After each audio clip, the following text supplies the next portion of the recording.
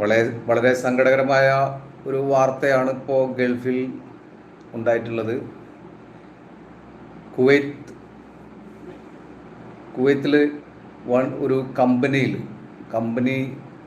ജോലി ചെയ്യുന്ന ആളുകൾ നിന്നിരുന്ന ഒരു ക്യാമ്പിലാണ് തീ ആളിപ്പടർന്നത്. അവർ പറയുന്നത് സെക്യൂരിറ്റിയുടെ റൂമിൽ നിന്നാണ് തീ ആളിപ്പടർന്നത് എന്നാണ് പറയുന്നത്. പക്ഷെ എന്താണ് കൃത്യമായിട്ടുള്ള വിവരം ആർക്കും അറിയാൻ കഴിഞ്ഞിട്ടില്ല. ഇതുവരെ മരിച്ചവരിൽ 12 മലയാളികളും മരിച്ചിട്ടുണ്ട് എന്നുള്ള ദുഃഖകരമായിട്ടുള്ള ഒരു വാർത്തയാണ് ഇപ്പോൾ ലഭിച്ചത്. അതിലാരൊക്കെയാണ്, എന്തൊക്കെയാണ് ഒന്നും കൃത്യമായി വ്യക്തമായിട്ടില്ല. 170ഓളം ആളുകൾ നിൽക്കുന്ന ഒരു ക്യാമ്പിനുള്ളിലാണ് തീ ആളിപ്പടർന്നത്. ഈ ബലിപെരുന്നാളിൻ്റെ ആ ഒരു സന്തോഷത്തിൽ ചില ആളുകൾ നാട്ടിൽ വരാനും അതുപോലെ തന്നെ ആ ബലിപെരുന്നാളിൻ്റെ കാര്യങ്ങൾക്ക് വേണ്ടിയിട്ട് എന്തൊക്കെ ചെയ്യണം എന്നൊക്കെ പ്ലാൻ ചെയ്ത് നിൽക്കുന്ന ഒരു സമയമാണ്.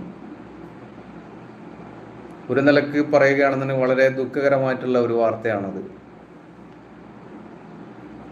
ആരെയും വേദനിപ്പിക്കുന്ന ഒരു വാർത്ത തന്നെയാണ്. എന്തെന്നിരുന്നാലും ഇനിയുള്ള ആളുകളൊക്കെ ദീർഘായുസ്സോടുകൂടി രക്ഷപ്പെടട്ടെ എന്ന് പ്രാർത്ഥിക്കുന്നു. ഒരുപാട് കാലം ഗൾഫ് രാജ്യത്ത് ഞാനും ജോലി ചെയ്തു. പല ആളുകളുമായിട്ടും സൗഹൃദം പങ്കിട്ടും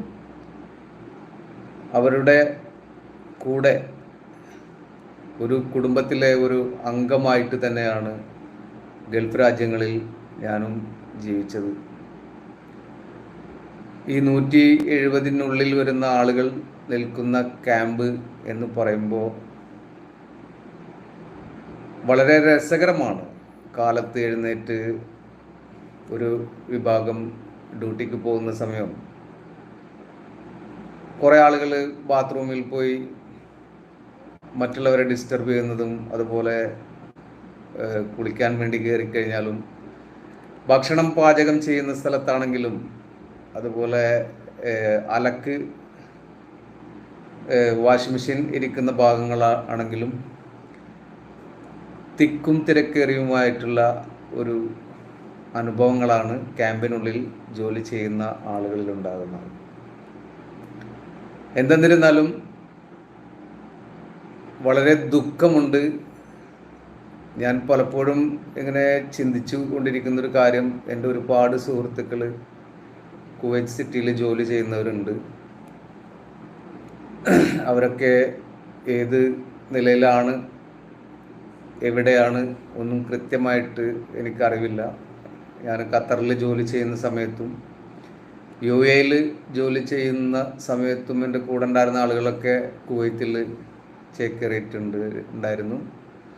അപ്പോൾ അതിൽ ഒരുപാട് ആളുകൾ ജോലി സംബന്ധമായിട്ട് ഇപ്പോൾ കമ്പനിയിൽ ജോലിയിൽ കയറിയ ആളുകളുണ്ട്, ഡ്രൈവറായിട്ട്, അതുപോലെ കുക്കായിട്ട്, ഒരുപാട്.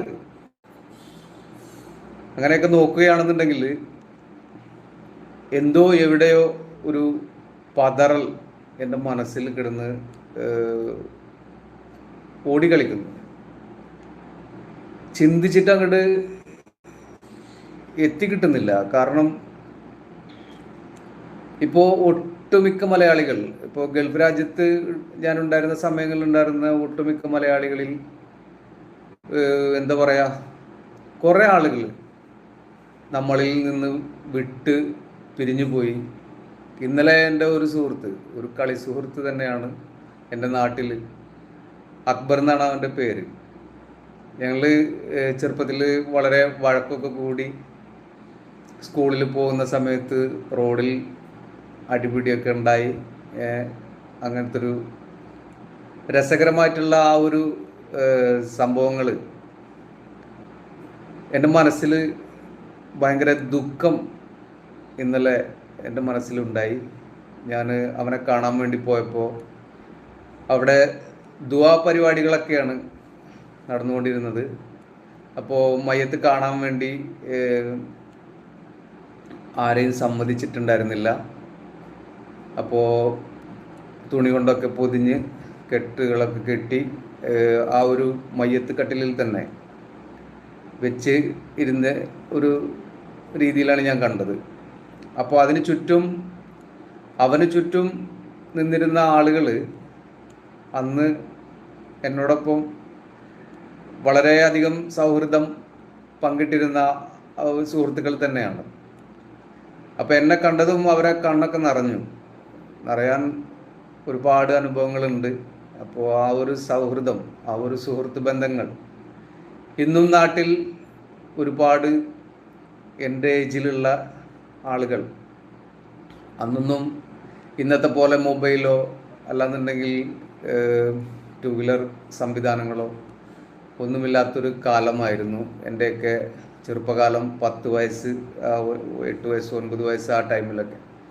അപ്പോൾ അന്ന് എൻ്റെ കയ്യിൽ സ്വന്തമായിട്ടൊരു ഹെർക്കുലീസ് സൈക്കിളൊക്കെ ഉണ്ടായിരുന്നു. അപ്പോൾ ആ കാലഘട്ടം എന്ന് പറഞ്ഞു കഴിഞ്ഞാൽ വാടകയ്ക്ക് സൈക്കിളൊക്കെ എടുത്ത് ചവിട്ടി കളിച്ചിരുന്ന ഒരു സമയങ്ങളാണ്. അപ്പോൾ എൻ്റെ സൈക്കിൾ ഞാൻ വളരെ ഭംഗിയിലാണ് കൊണ്ടു നടന്നിരുന്നത്. ഈ വീലിന് ഒരുപാട് ലൈറ്റ് അറേഞ്ച്മെൻറ്റും അതുപോലെ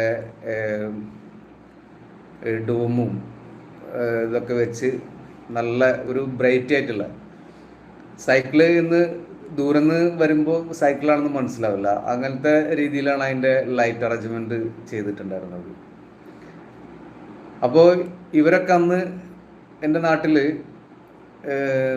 വഴിയോരങ്ങളിൽ ഇങ്ങനെ, അന്നൊക്കെ രാത്രി സമയങ്ങൾ എന്ന് പറഞ്ഞു കഴിഞ്ഞാൽ 11 മണി 12 മണി വരെയും നമ്മൾ ഹൈവേയിൽ നിന്ന് കഴിഞ്ഞാൽ ആരും ചോദിക്കുക അല്ലാന്നുണ്ടെങ്കിൽ വീട്ടിൽ പോടാ എന്നൊന്നും പറയില്ല. കാരണം നമ്മുടെ വീടിനുള്ളിൽ അന്നത്തെ പുരുഷന്മാരങ്ങനെ ഇരിക്കാറില്ല എന്നാണ് എൻ്റെ ഒരു അനുഭവം.